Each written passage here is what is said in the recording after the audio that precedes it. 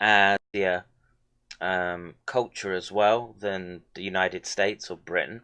I don't know about France and Spain. I would consider them to have sort of Mediterranean diets and not have the degree of comorbidities that impact uh, the the the UK. So let me quickly try and go and scroll through this. So deaths may be dropping now, but you can't. I don't know how many times I have to say this, that you can't just look at the instantaneous data and say, ah, that's it, it's done, right? You have to wait a year so you can go back and retrospectively look at the data, right? Because what have we learned from one thing, right? That all the official sources, whether it be from modeling, whether it be from trying to give you information about what's going on with respect to the disease itself, what's going on with um,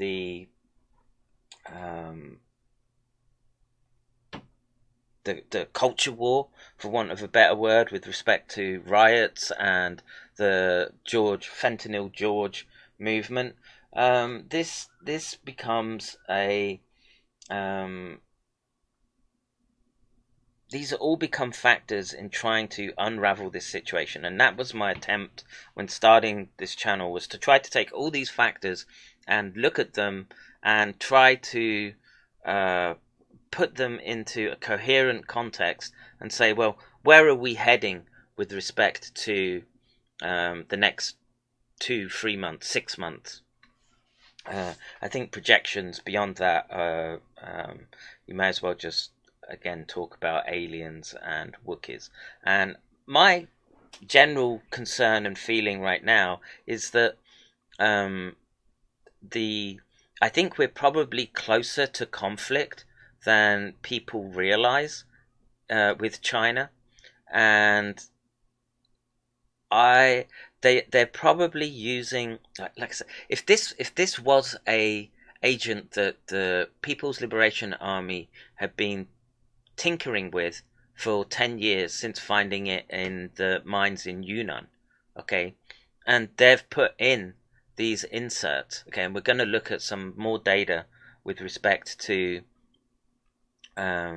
possible tweaks that have been done in the laboratory, okay, that's already called meeting the requirements for casus belli, that you've got a cause to go for war. And it might just be the case that they have to, in a wartime situation, there's not just the front where your soldiers are fighting, you have to have a civil defense um, in place as well.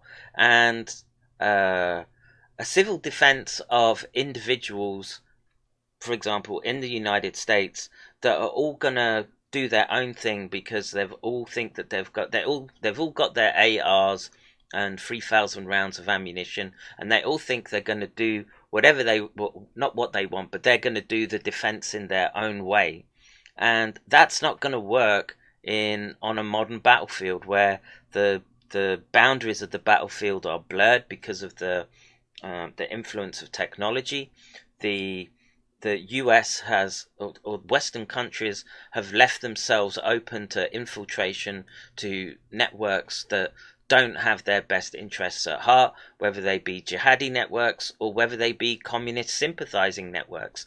And all these state actors have they have aims and goals, as well as the West has aims and goals. But the West's strategic position has been undermined by the communists, the Gramscian march through the institutes, that have made it impossible to give a critical breakdown of events that are happening around the world, and one assigning blame, right? So a typical example being, apparently, when every time Trump says China flu, there's an outbreak of racism onto, where did I hear that? I think it was on Joe Rogan show. Some I don't remember his name.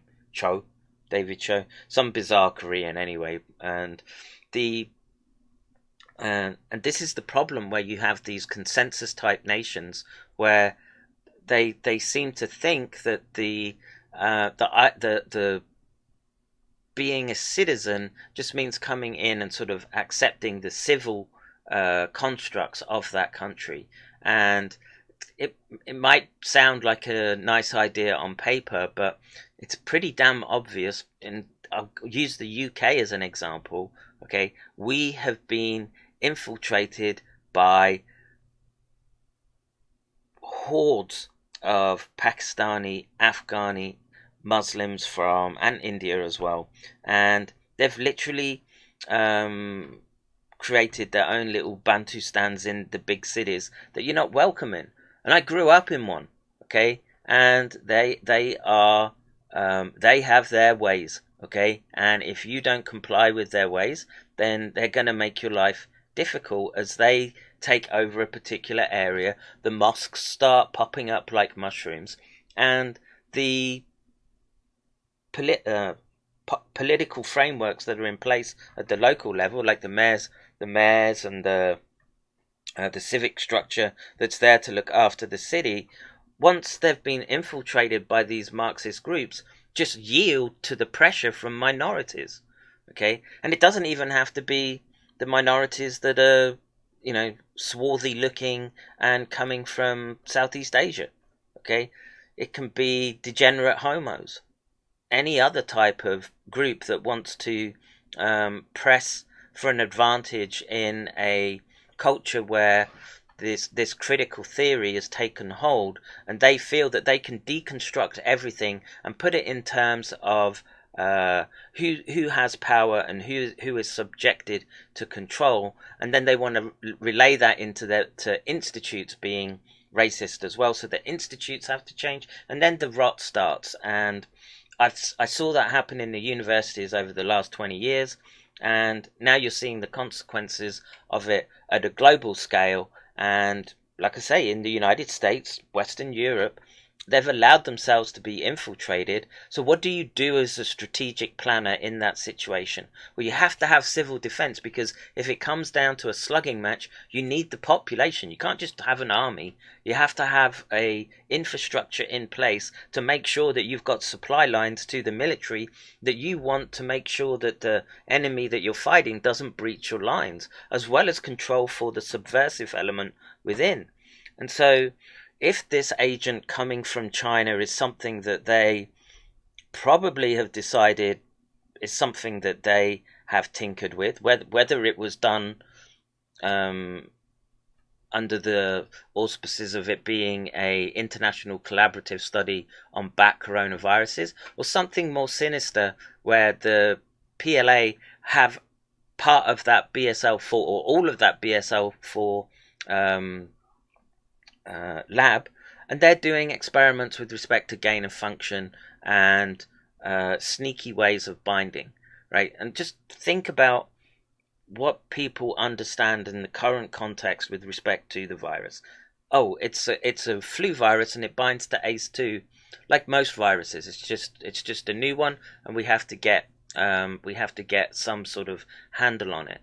But if there's that sneaky sting in the tail with it attacking the cholinergic mechanisms, and I think the cholinergic mechanisms explain far more of the symptomology that you're seeing with the disease, and that data is coming out, and the political class are reliant on the public sciences, right? So when they want to do defense, so when DARPA has an idea that they want to integrate into next generation military technology, what they're doing is they do it publicly in universities, and it has more people working on it under a more, you could guess, a sort of transparent regime, and then they sort of harvest the results of that. So particularly in the West, things like DARPA, you might think that they have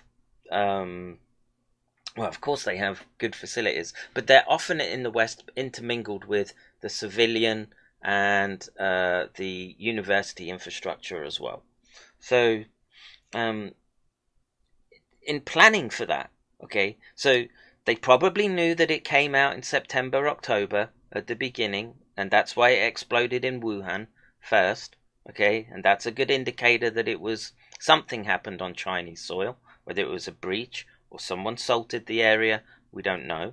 And it's funny that it just happened to her occur right before the World Military Games. So you can pass that infection to the world's military forces, so they're compromised at some level. And this is the thing. This is another issue with respect to this virus, that it has this analgesic mechanism at the spinal level.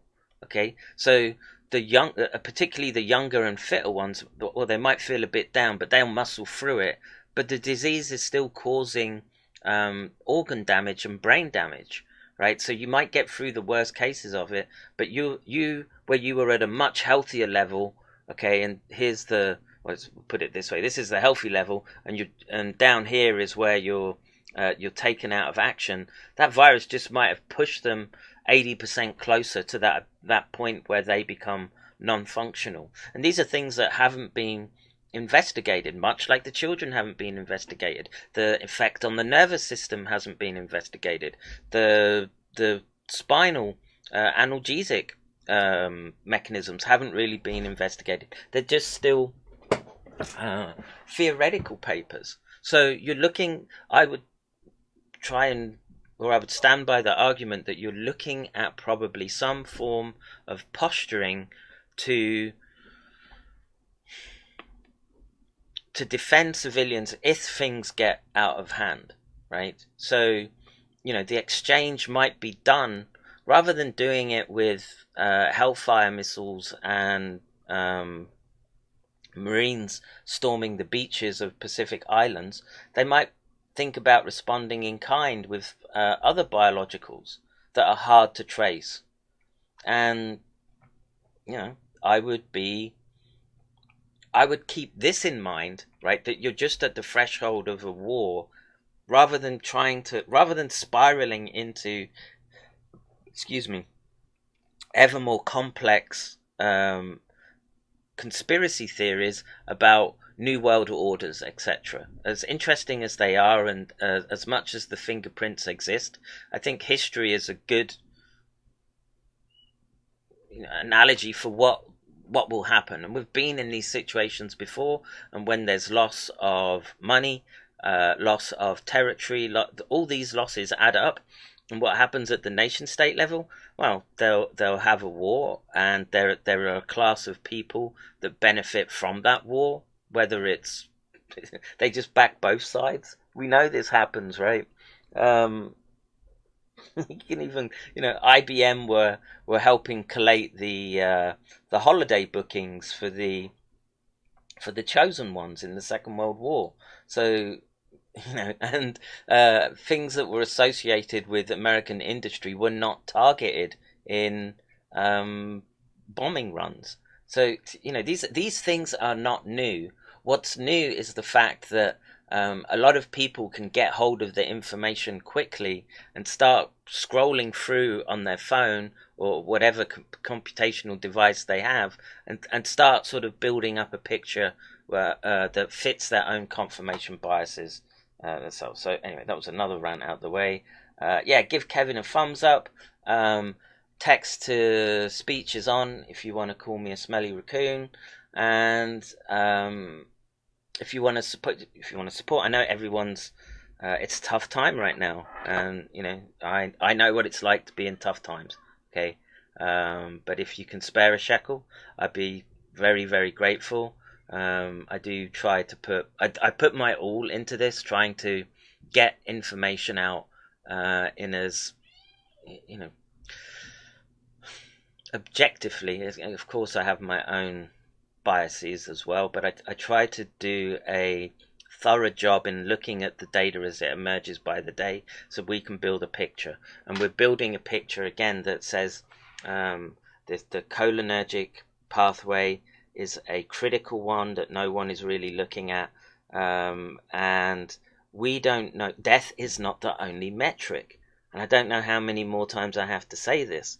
Um, if you've got a lot of your population carrying an asymptomatic and they don't feel it, and they're carriers for we don't even know how long they carry, right? Or how long it suppresses itself. So anyway, let me just try and Margaret Hunter says contact tracing app in Australia is a dud and costs millions. Yeah, for sure, man. This is, and people are grifting this whole situation.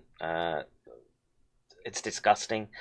Same with the vaccine makers, etc. Big bust COVID app. Getting late here. Got a flight. Johnny, you take care. Germany is threatening to take children out of the home if they're infected.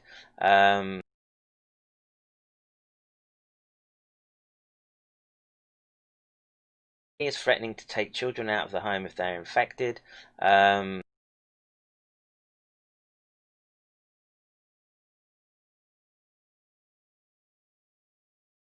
Is threatening to take children out of the home if they're infected. Is threatening to take children out of the home if they're infected.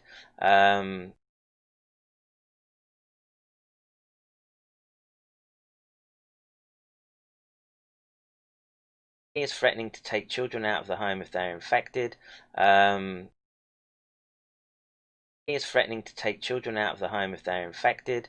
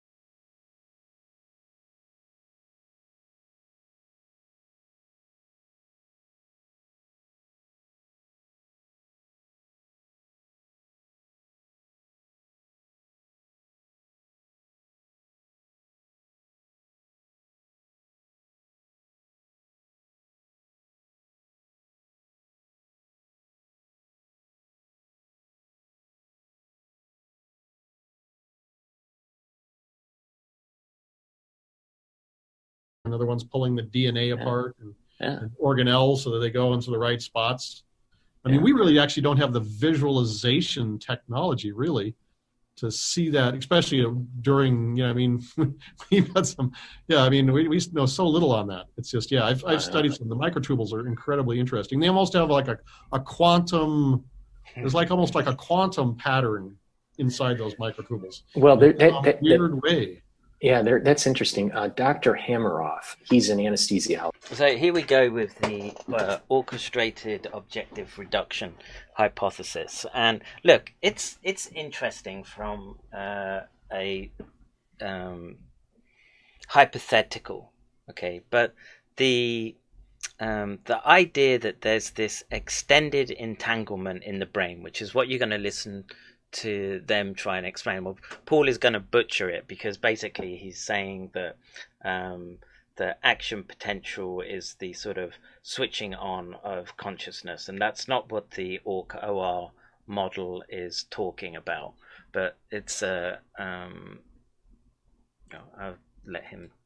He's written some papers, maybe a book too, with Dr. Penrose. He's I think so. They have this theory, and that is that microtubules are actually a quantum computer, and that the complexity. So a lot of people in neuroscience subscribe to the idea that it's the neuron on and off. It's binary, all right? And the cortical and no. See, this is what you would learn in sort of high school biology, and the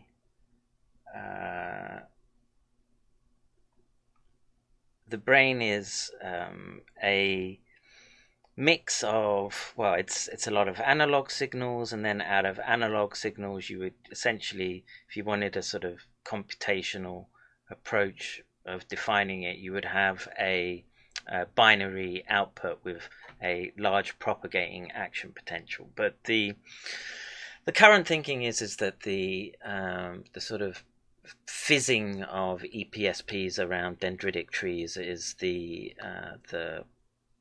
computational component of neural activity, and the talk about non-localized consciousness is, I think, it's an interesting idea and way to think about it. And there are, what's up, Pickle? I'm kind of hot. Hot? Yeah. Oh, is the AC not on? Yeah, but Oh, alright. Might get a power cut in a second, guys. Wait a second.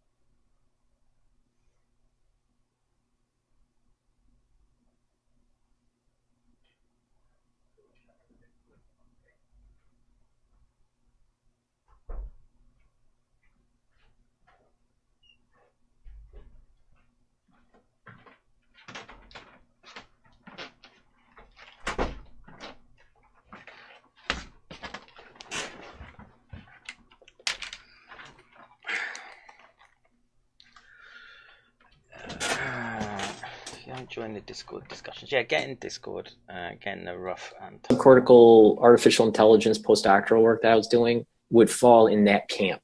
All right.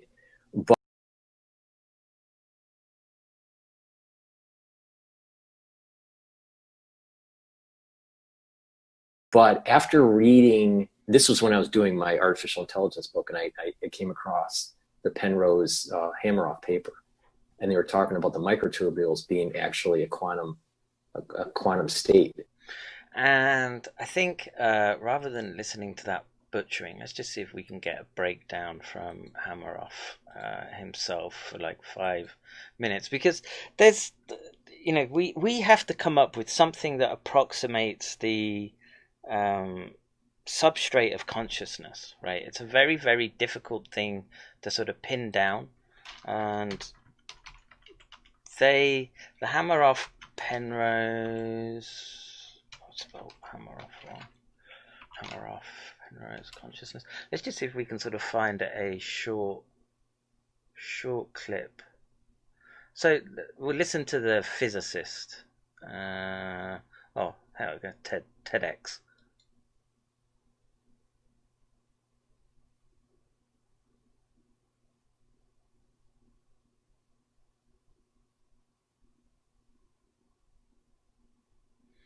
Really? So slow? Come on.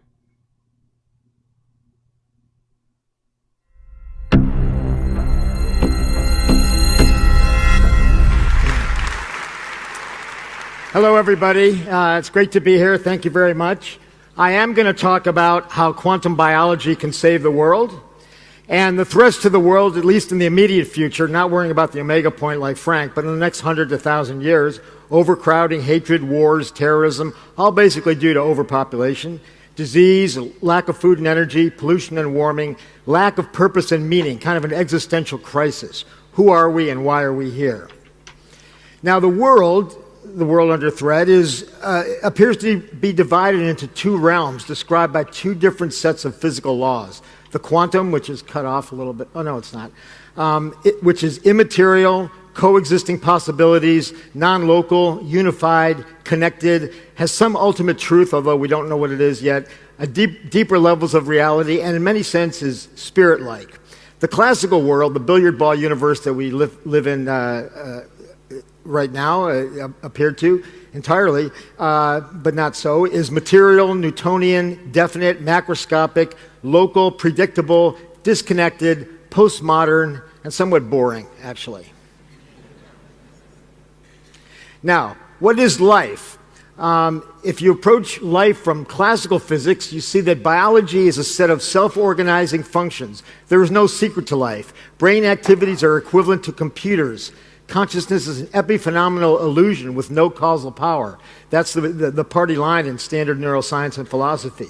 Accordingly, Thomas Huxley said years ago, we are merely conscious automata, helpless spectators, like Pac-Man. That's the story we get from classical physics' approach to the brain.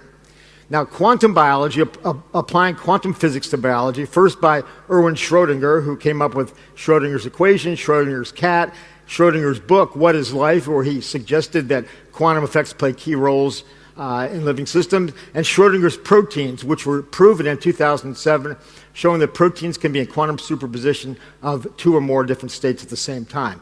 He suggested, and many of us have followed to suggest, that quantum features, non-local entanglement, superposition, unity, quantum coherence, quantum information, a kind of quantum vitalism, may play key roles in biological functions, such as cell division, mitosis, how the centrioles guide the chromosome separations, which has to be perfect or else can lead to cancer. Healing, maybe have some kind of non-local component. And also consciousness. As Walter mentioned, Roger Penrose and I have developed a theory of consciousness called ORC-OR. I don't have time to go into it now. It basically proposes quantum computation in brain neuron microtubules inside neurons. So rather than neuron-to-neuron communication, we're looking at a deeper level inside neurons to give a global sense of consciousness through quantum mechanics, which results in real-time causality and free will. We avoid the problem of epiphenomena. So there's the crux of the problem, because what they're trying to argue through the microtubulin superposition argument is that there has to be this emergent process which happens, this is my interpretation, but essentially happens instantaneously, if you like, across functionally related areas. So between left and right hemisphere, there's an interaction that goes on. And if you follow the logic of what it is that they're saying, that the superposition of microtubulin and the connections of cells are somehow have a quantum entanglement, and they're acting over time and space. Okay, and I tried my best to demonstrate that there was something along those lines that worked beyond the measures of the cell. And the only thing that they've been able to find is these quantum superposition states, as inferred, is always within the cell itself. I've never seen evidence for this larger scale process. So they're basically saying that this superposition state is individually localized within the cell membrane, or the phospholipid layer that makes up the neuron, and it doesn't help explain why all cells have actin and myosin, and they have a skewed view in my world with respect to the types. They think that there's a particular cell that is more conscious, which is the pyramidal neurons in the cortex, layer 5 of cortex, and all the conscious processing goes on there. But this superposition and emergence, it doesn't happen at the macro scale that he's talking about here. Okay, there's no evidence for that, and I just pulled up a couple of papers, but you'll see it's always this idea of, let's just have a look. So what year is this paper? 2002. So this was actually when there was a lot of debate about whether quantum effects could happen in biology at all. And so Max Tegmark was the sort of proponent of, it's too warm and wet for anything approaching quantum superposition to occur, because in physics, classical physics, quantum physics, you have to get down to sort of absolute zero, and then you can see these quantum superpositions in things like Bose-Einstein condensates. Is that what they called?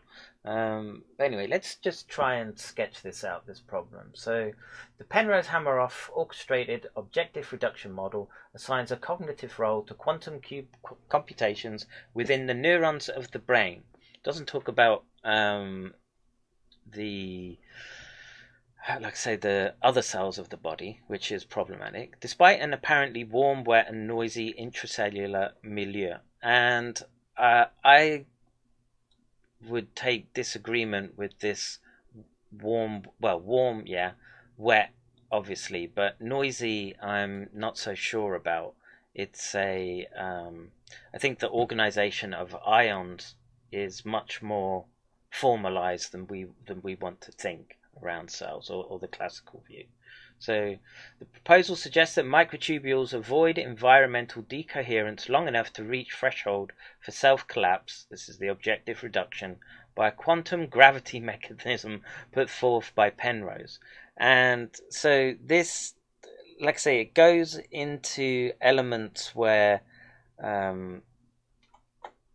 so a quantized gravity has still to be demonstrated, as my understanding goes, and the idea that a quantum gravity component is the directing factor at the physiological level is a tough sell for me, because they have to be talking at scales that are really, really small, even for cells that are next to each other.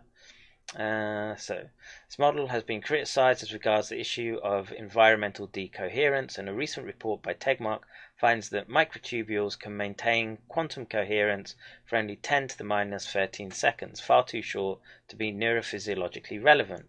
Here we critically examine the decoherence mechanism likely to dominate in a biological setting, and find that Tegmark's commentary is not aimed at an existing model in the literature, but rather at a hybrid that replaces superposed protein conformations of the OR theory orchestrated OR theory with a soliton in superposition along the microtubule. Recalculations after correcting for differences between the model on which Tegmark bases his calculations and the OR model, superposition separation, charge versus dipole electric constant, lengthens the decoherence time to 10 to the minus 5 to 10 to the minus 4 decoherence times. On this order, invalidate the assumptions and the deviation. So these times here, so these are milliseconds and even faster, right? So you've got to get from this very, very short scale that they're talking about. So even like the most stable coherence, I find their argument to be a bit shaky, okay? And I again, when you talk about superposition, you're talking about entanglement, and entanglement must have a causal signature that you can see with respect to emergence, because the class of the physics says that you look at light, or you put light, so spin up, spin down, electron, and you separate them by a distance, and they were in a superposition state, and then the theory says that once you know the information from one, then the change in the other decohered state instantly changes, and essentially it's faster than light information travel. And there are, of course, there's limitations with respect to theorems and sciences, but this element that they're trying to describe. So I'll try and get through this quickly, because this is actually an older argument, whether there was sufficient time for microtubules to have something approximating this coherence, so coming together, engaging in something like computation, and then relaying that signal to elements further down the stream. But in my interpretation of what it is that they're saying, any quantum effect is localized to the cell. Okay, so if you're just saying it's localized to the cell, and I'm a proponent of there being faster processing than what we understand by reading off of action potentials, but I'm still skeptical of them saying, "Oh, we've got everything all sorted out." I actually think that they might have the situation inside out, and the computational component is the extended field structure around which networks aggregate, and that has a direction, if you like, or a geometry of the ions that are arranged around it, and those are like essentially the particles on a magnetic tape. So am I still streaming? I don't see any comments. So I wonder how expensive AC costs to run there. Expensive. Let me see. It looks like Paulie has got his griftogrammetron on again. Yeah. I'm in Gifu Prefecture, so yeah, rural Nippon. I wonder how much it costs to run that. Yeah, it's pricey. I would say I don't know. And what I'm doing right now, actually, with Patreons and tips people have been giving me, is that I've been able to contribute to paying the electric bill each month, and I'm just about covering it. So it's not a lucrative deal, this YouTube business, but for me, a class of 50 is a significant class. That's a university. I give lectures to way less at universities, and I've traveled over oceans to give talks with less people than what's watching here. So if there's a way to sort of get the information out, then I will do my best, and hopefully bring you something that sort of edifies and shows people up for when they are grifting. So let's have a look at, I don't want this one, I want to look at it's Ramachandran, so microtubulin and scuba university microtubulin experiments, and I know it's an Indian name.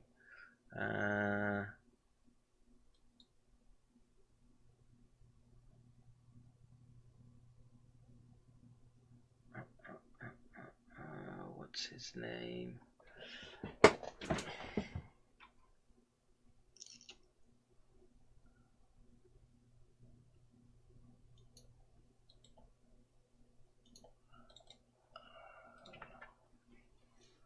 Let's see. I want to say it's not Ramachandran, but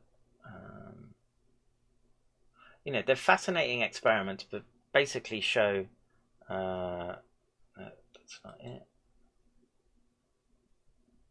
That's not it.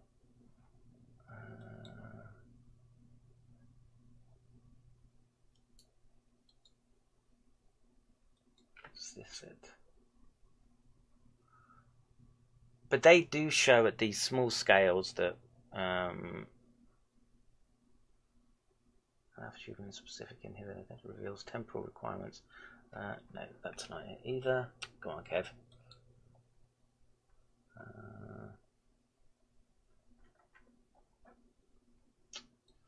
I know he's at scuba, so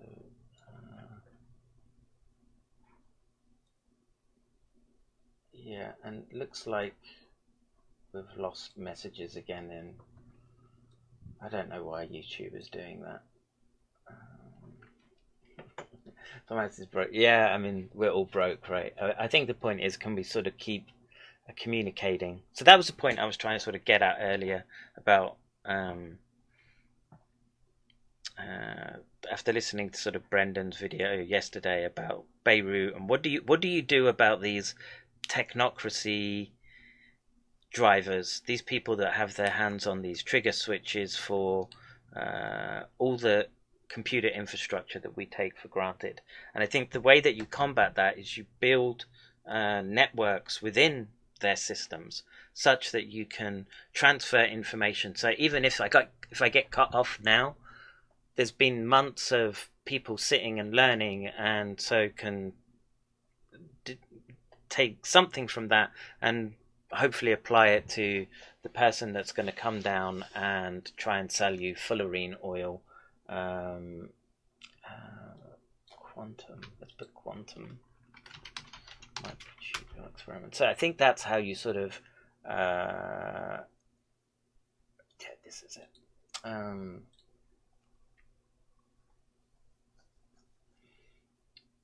This is how you adapt to what it is that they're doing. So whereas before the village was the way to defend against raiders and Vikings, etc., what you do is you build a sort of virtual village online, and then those communities sort of look after each other, right? So I know that a lot of, the reason I picked up a lot of people was because I would just, before doing this, I would just sit on Revenge of the Cis and ROTC, sorry, that is Revenge of the Cis, but Davy Croco, Nightwave, and all those communities lap up or sort of interconnect. And so you can share information quicker, and you can share it in such a way that people can concentrate on particular aspects of what's going on. Okay, and this is why I'm not entirely against having this conspiratorial understanding of what you think the world is and how it's operating, because for sure as shit we know that there are people working at levels that just have power that we will never get. But what we have is we have numbers in ways that they don't have, right? And that's often it's kind of like the extended family, if you were. And so it becomes easier to call out their gross behaviors, right? So I don't think that. So if you look at Israel's position right now, part of what it's achieved in the Middle East, and it's very chummy with Saudi Arabia, more than you would think. But their idea of what was going to happen with respect to Syria, right? So let's not forget that as soon as Trump stepped in as president, and he signed off on those papers which said Jerusalem becomes the capital of Israel, okay? And a few other countries, Britain did, and there's a few others. I mean, we've looked at it before, but that kicked in to process this self-fulfilling prophecy that fills the archetype of the revelations as understood by Christians. And so Zionist Christians is the way to sort of describe these people. And it's very obvious, if you sort of follow this reasoning and thinking, that the Zionist Christians and the Zionist Jews are playing off each other, right, in order to bring about their own ideals. And the Zionist Christians think that by manifesting the state of Israel as they understand the scripture, right, is gonna bring the arrival of the return of Christ, whereas the Zionist Jews feel that they can play off the the gullibility of the Zionist Christians, and that's literally how they think, right? They think of them as gullible, right, as a sort of protectorate and shield for the things that they get up to in the Middle East. But again, I would use this as an example, as that they are not all powerful, right? Because it's still just human beings that we're having to deal with.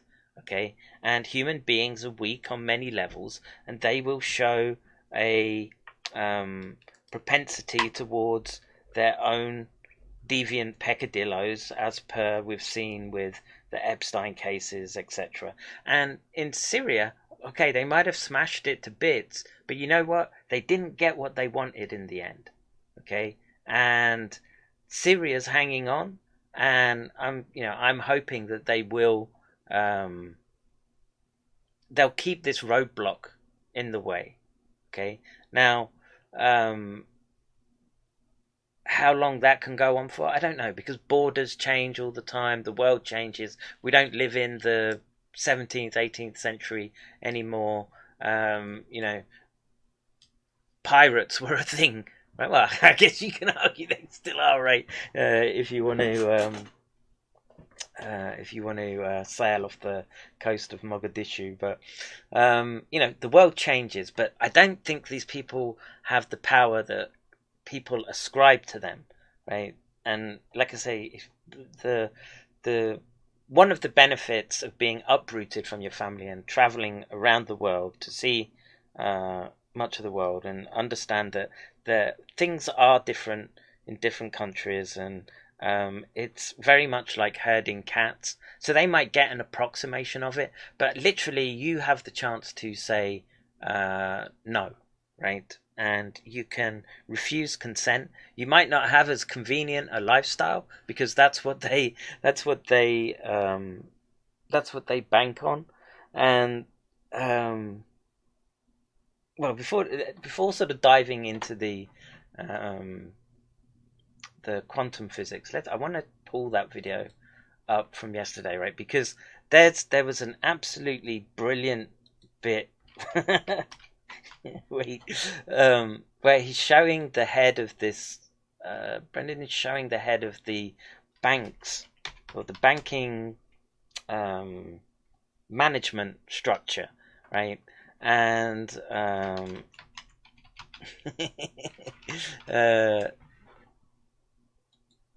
and the picture of him is just and let's just try and miss the very torrid beginning of this, and let me just jump ahead. And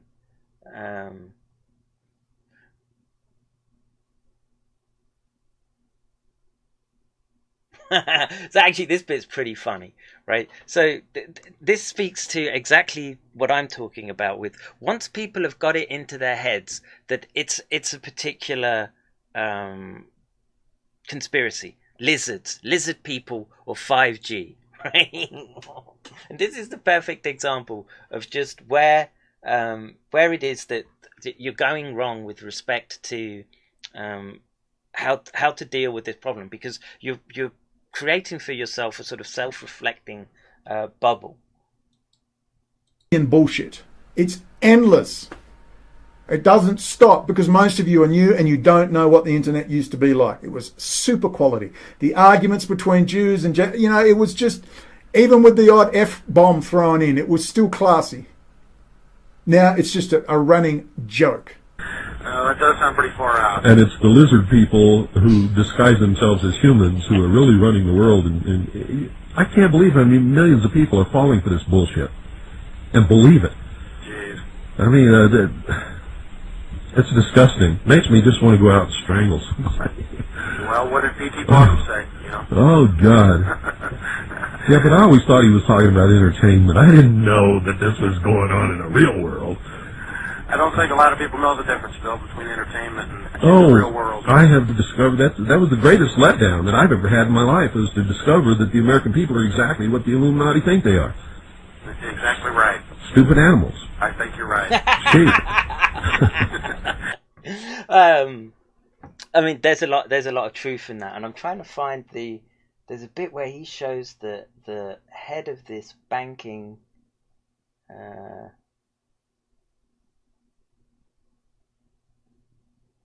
is it? Was it in this one? Maybe here. but it would, like, the dude looks like fucking Jabba the Hutt, right? And if ever there was an archetype to fit to these banking people and what they're like, I've watched this video, right, because it's very well done, and but this blob of a person who sort of runs this behind the scenes banking cartel, for want of a better word, literally looks like Jabba the Hutt. And yeah, he did do a very, very good job of Gecko Tats at Rock Girl Define Our Generation. That's kind of sad. How's Dr. Do Battle on Twitter? Stay connected. Thank you, Jigs. And let's see. I want to see if someone knows if someone walks into the restaurant saying there's a tiger in the street, everyone laughs. If 2 people say there's a tiger, they laugh harder. If 3 people say it, people start to panic. Yeah, maybe that's something that I'm not quite seeing, but I want to find the banking cartel. I don't want to play all of his video, because people should go to him. He's pretty eloquent and spot on with his descriptions. I would occupied as the Gazans. They are as occupied as the West Bank. The Americans are victims too. They are occupied. You shouldn't be saying free Gaza, free the world. You need to say free America, free the world. Now, places like the moronic Hezbollah, who believe they're going to take on Israel with AK-47s and some anti-tank missiles, they're just clueless idiots. All right, they are causing all these problems. You need to rebuild the economy. Israel is the second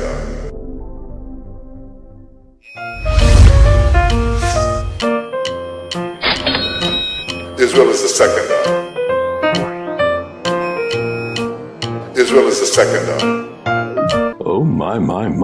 I can't find the fat blob, and I'm better off talking to neuroscience and quantum neuroscience than I am sort of dealing with these issues. But I'll put the link in the chat, and I encourage everyone to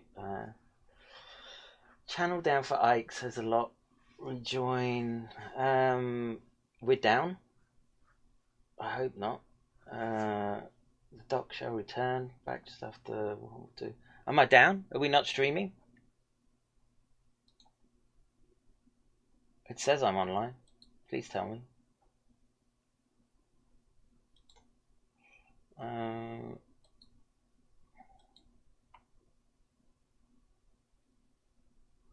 Right, I'm live, I think. Cracker ship Sunday. I don't. Did Cracker get back in? We went down for a minute. Well, it might just be Brendan's Brendan being on screen, right? I don't think the powers that be like the things that he says, but he's got a grasp of the way that they're wanting to take this technology. Okay, so remember that we've spoken about how gain of function in the virus is just an intermediary to gain of function in the nervous system. It's the way to augment and adapt the biological tissue. There's no other way of really doing it, I would argue.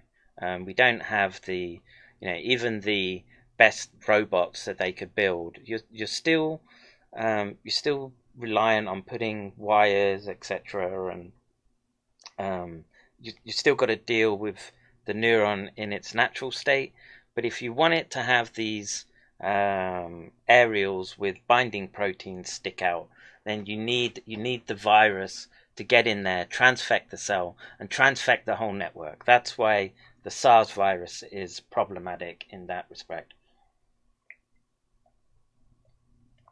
Yeah, he did call the Intel collapse, and when I was in Israel, I saw, Intel was already established there, and people I were working with at that sort of postdoc neuroscience level, they were involved because everyone still has to sort of sign up, right? And so they're involved in more sort of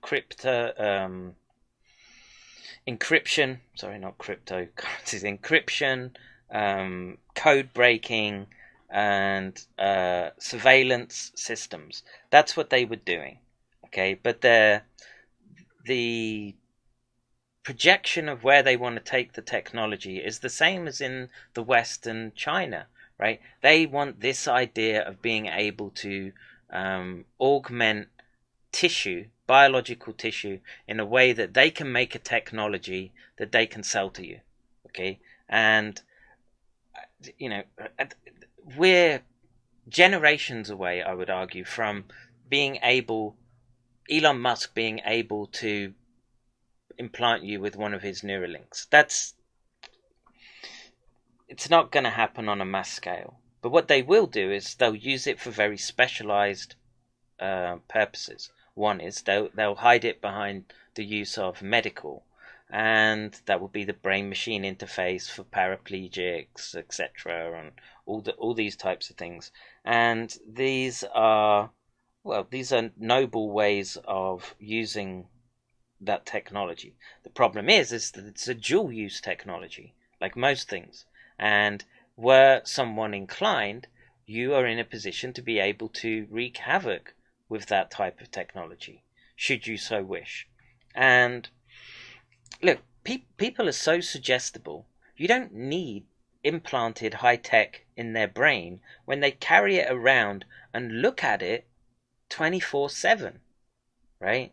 Now, I don't do it with a phone. I sit in front of a computer, right, all day, looking at stuff, reading stuff, but I'm linked psychically, if you like, with the screen in front of me, okay? But there's the one difference between the computer and the phone is that the phone has all the embedded tracking and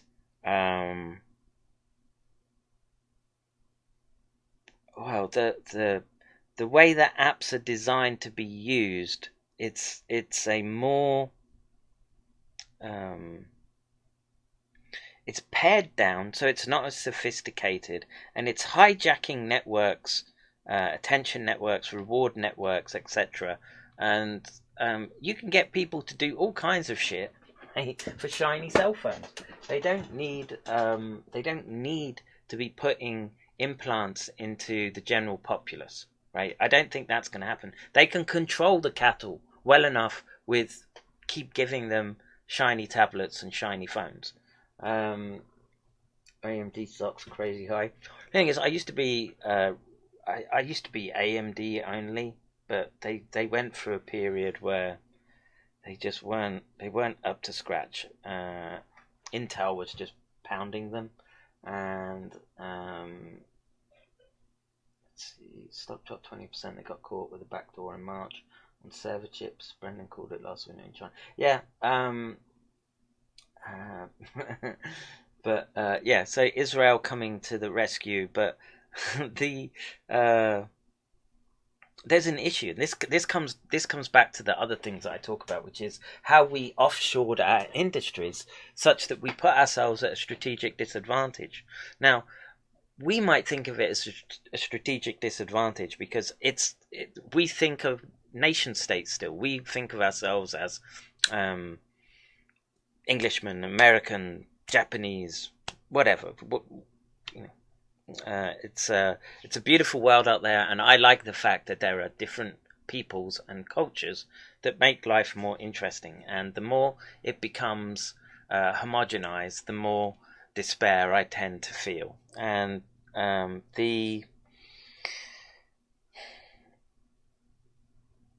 lost my train. I was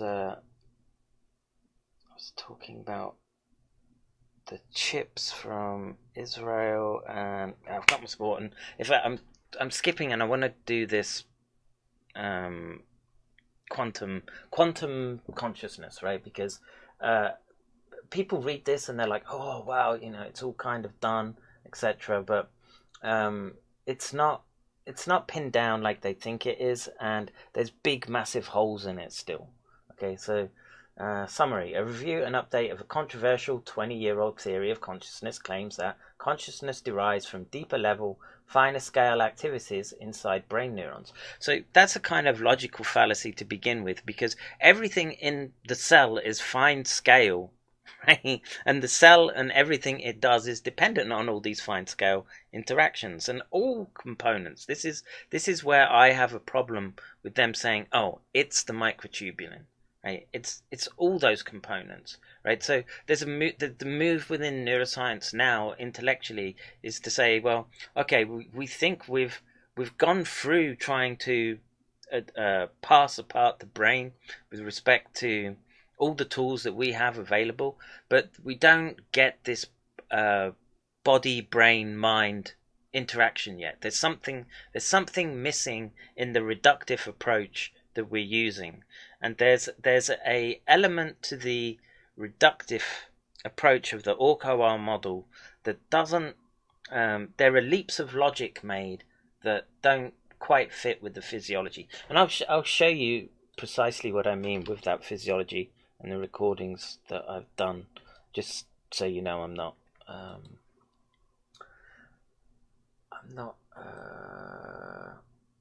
messing with you, but. The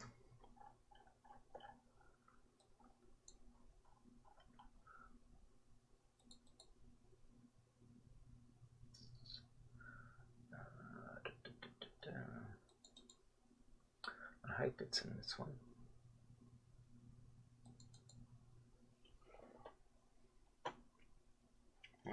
It's a good stream. I'm kind of just ranting, I feel, so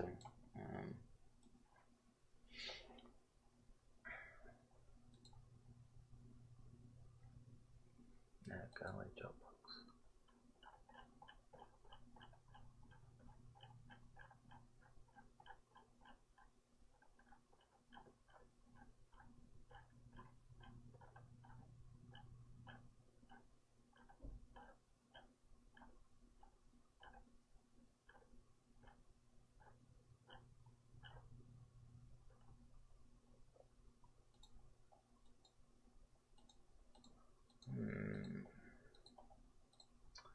Where's that data?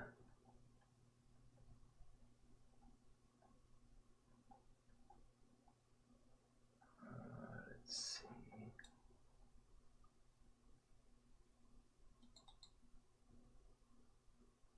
Yeah, okay. So,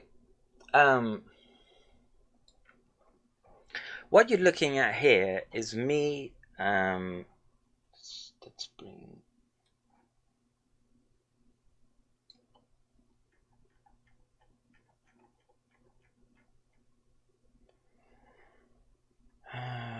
let's look here. So,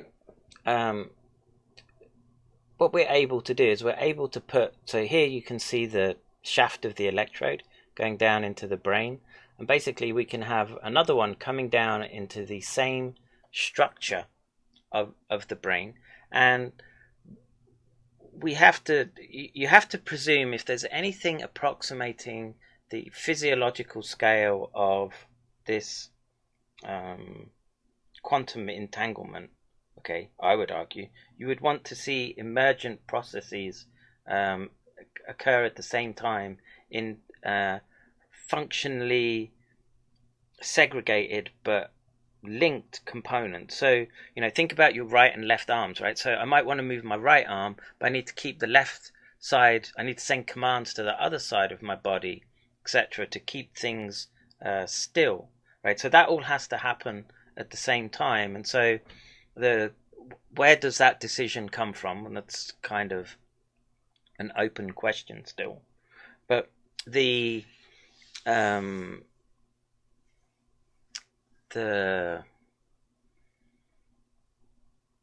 elements of the neurology and the neural components which make up that physiology working seamlessly in normal physiological state. Me talking to you, you listening to me. If you haven't slipped off the edge towards disease states, okay, you have very reflexive and very robust networks to deal with adapting to an environment. So does a monkey, so does a rat, but the scales are different and the complexity is different. Now, what you're looking at here is data from me recording from the nucleus accumbens on both hemispheres of the brain, okay? And the question was, does this peak here, does it happen when the activity happens in the reference spot? So if it's happening here on the left-hand side, is it happening at the same time in the other hemisphere? And it's not. So any type of sort of quantum entanglement, when you hear people speaking about that, that's garbage. Okay, it doesn't work, and there's no way, unless we started doing recording in the sort of terahertz range, okay, and we're missing signals. But in our current signal setups, where we're recording at tens of thousands of cycles per second, okay, just to build these sort of plots here where you can see neural activity, you would expect to see something outside of the noise threshold if there was a true quantum entanglement. Now, what we see is that there's about 25 millisecond component between activity in the nucleus accumbens on one hemisphere occurring in the other. Now that then becomes a more sort of physiological rhythm, and it tells you that there are pathways that it needs to go through, multiple pathways, because if you took one axon to the next neuron and you stimulated one cell, the propagation within the brain across an axon to a neighboring neuron, it's about 1 millisecond.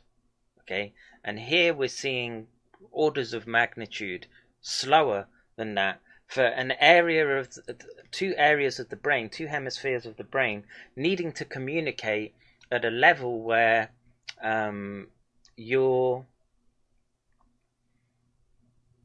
reality, your perception of reality seems somewhat coherent and smooth. Okay, but I would say that's still too slow. So there's elements for there's an argument for there being a faster level of processing, and the signals that we're looking